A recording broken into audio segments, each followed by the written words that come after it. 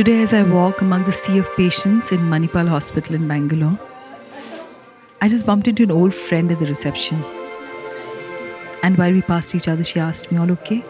I said, "Nah, with Baba." And I too asked her, "You?" She says, "Nah, Ma." We're like the million there trapped, wanting to live life a little bit more. I too am carrying on, in this pursuit of trying to hold on to my loving Baba, my roots, and my familiarity. My Baba, strangely, is a young boy of 18 trapped in a body of a 79-year-old. He can be extremely demanding at times. He still loves his cappuccino with cake, his grilled fish, his undying wanderlust to live more experiences. How to tell him now? It must stop. Maybe forever. We walk in, and I listen to the droning sound of the nephrologist counselor giving me choices of treatment. He says with utmost kindness, but I can hear the regularity with which he must be saying the same thing to so many patients. He informs me of PD, in which Baba can do the treatment at home with a nurse, but only if his body accepts it.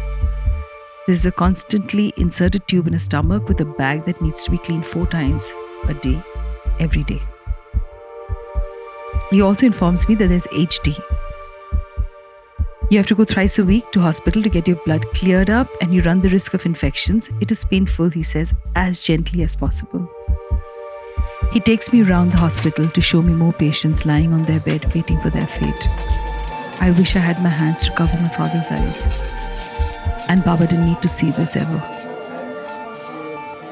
In my heart, I think this is a choice between the deep sea and the devil. Who do I choose? The devil or the deep sea?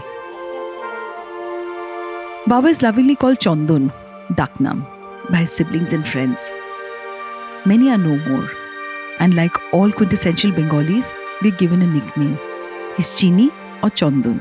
Everybody refers to him as Chini Mama, Chini Da, Chandun Da. Baba is effortlessly good looking, very good looking, extremely well read. He's a Bhadralok, the gentleman, but he's extremely unsocial. Sometimes I feel that he's so egoistic and you need to be up to speed on political happenings and world history to talk to him. He opens out to very few about his left leanings and immense love for Bengal. I don't know what makes him pine for his roots so much the older he grows. Maybe it's going to happen to me too. As the counseling is going on, he looks down at the floor. I can see he's hung his head. I die, and he asks me, "Tell me, does this mean I can't travel?" I said, "Oh, come on, let's find out." I'm trying to stop myself from choking. I wish I had a wand and we could be traveling away and living life and being free. Look at me, I start choking when I start telling you about it. But instead, here is his body of this extremely active man that is rotting from inside.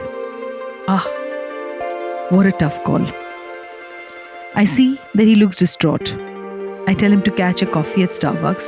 He always agrees to any plan I make. He never says no to me. As we walk into Starbucks, he doesn't know what to choose, so I choose the cafe, I choose the coffee and the cake.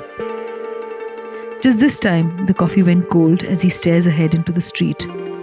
Both of us are quiet because we know that we don't have a choice. It is a choice between the deep sea and the devil. I'm lost thinking what lay ahead. And Baba still has a bucket list unticked. I guess he's counting the things that he's ticked and he's not ticked.